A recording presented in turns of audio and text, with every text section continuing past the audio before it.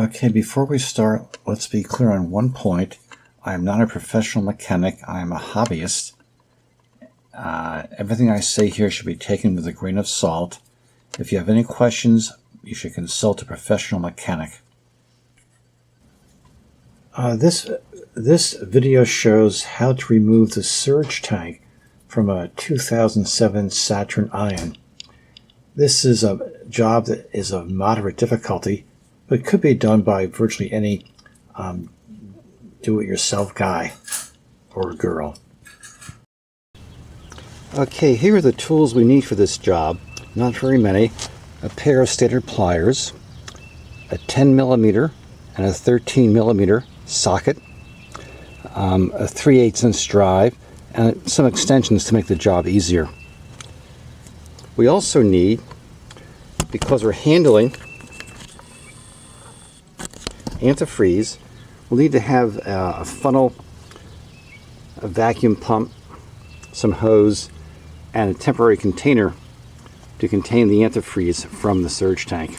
Instead of a siphon, a simple transfer pump can be used as well for this job, which is a lot, I think, cleaner, but requires you to buy a transfer pump, but they're cheap. I'm not going to show you doing the siphoning job in this case. It's just messy, and you can do a siphoning job without, I think, explicit instructions. To give ourselves more exposure on this job, let's take off this engine cover. It's easy to take off. Take off the oil filler cap, then just pull up on it. There's a couple of hold down spots, and there you have it. To replace it, there's one hold down spot here and one back here. To replace it, simply put it back, get it lined up, push in those hold down sights, and then replace the oil filler cap. So there's the surge tank. It should be pretty simple, you would think. A couple of bolts and it comes out, and then a hose or two. But there's one complication in this model car which makes it a bit more of a nuisance. And that's this complication right here. You can see there's a bolt which ties down one part of the surge tank right here. And the designers of this car have put that bolt, have put the tab for the hold down point for the surge tank beneath the bracket which holds on the fuse box and the engine computer. So we have to do a couple more bolts than you might anticipate. So first things first, the two things that are attached to that bracket are the engine computer and the fuse box. It helps to remove the engine computer when you move the bracket around, and the computer comes off pretty easily.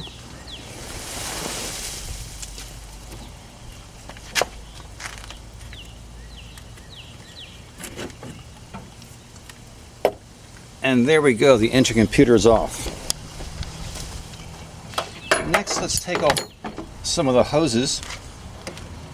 We want to take off the air vent hose from the tank. So you pop out the hose from the brace in back of the engine computer brace, and then it's taking a pair of pliers,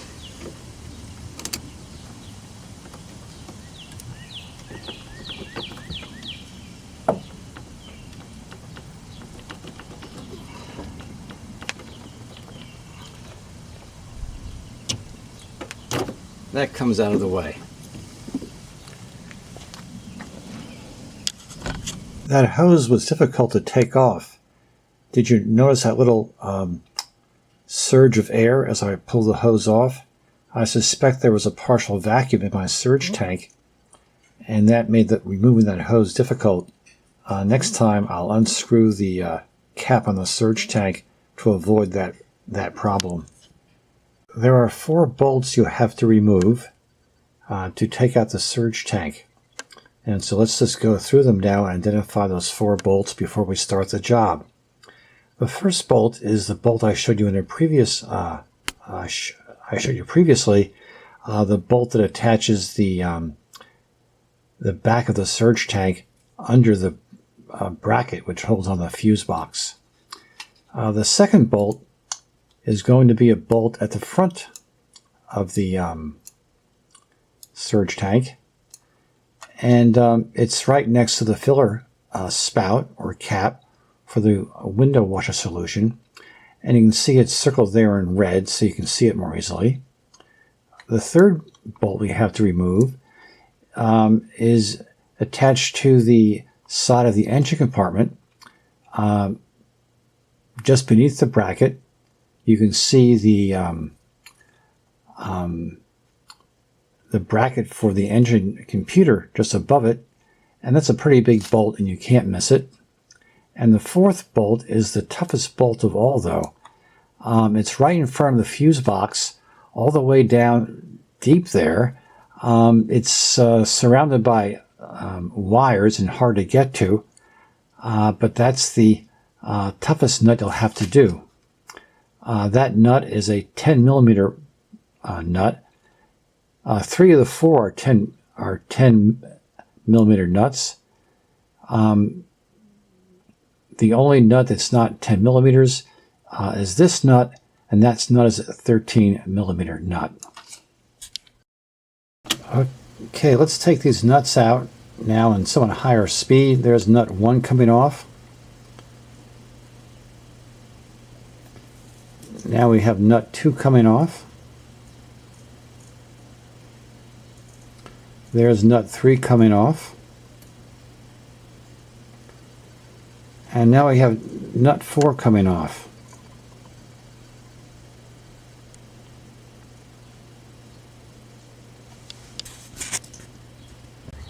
To save myself mucking around with my big fingers, I like using a magnetic pickup to get these things when I can.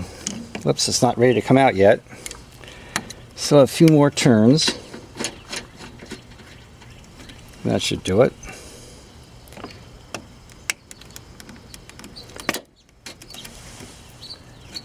And there we go. Now that we have all the bolts are out, now it's just a matter of getting this bracket moved out of the way. So let's see if we can do that. And there we go. We got the bracket moved. And I guess now is a good time to remove the wiring harness for the gauge, for the sensor gauge in the tank. That's done.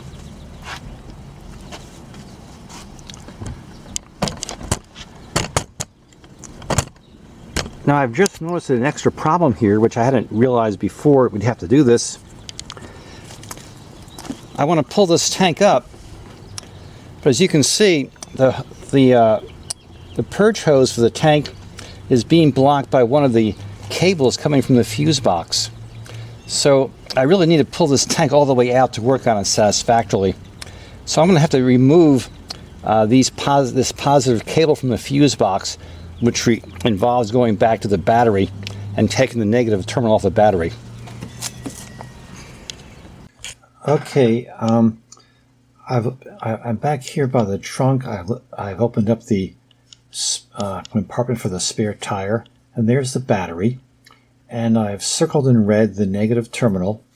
That's an 8 millimeter socket. So if you have an 8 millimeter socket wrench, it comes off, or an 8 millimeter open or close in wrench, whatever.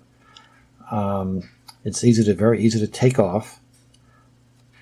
You take off the negative terminal from the battery, not the positive. That sometimes confuses people. So I've taken off the negative terminal from the battery, so now I'm going to take off the top of the fuse box. And it sort of pops right out without a hole. There's 2 clamps, one on each side. And if you get those clamps just right, it just pops off without too much trouble. And there's the top of the fuse box. Now you have to take some care when you fool around with the fuse box. Don't take off this inner cover. These 3 silver screws here, those are your ground screws for the fuse box. If you loosen those up, your car's not going to start, and you'll have to have it towed to the garage. Anyway, here's the the two positive cables going to the fuse box. This is a 10 millimeter nut. It comes off with a 10 millimeter socket, which I'll do right now. So now that we have that nut exposed, it comes off with a 10 millimeter socket, no problems.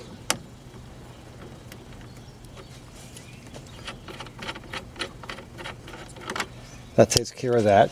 Now we have to pull off the positive wire that's blocking our purge tank hose, and then voila, this thing easily moves up and gives you good exposure to the bottom of the tank, where you can now easily take off that one clamp and take off the purge tank hose. And that's it. You've removed the surge tank for 2007 Ion.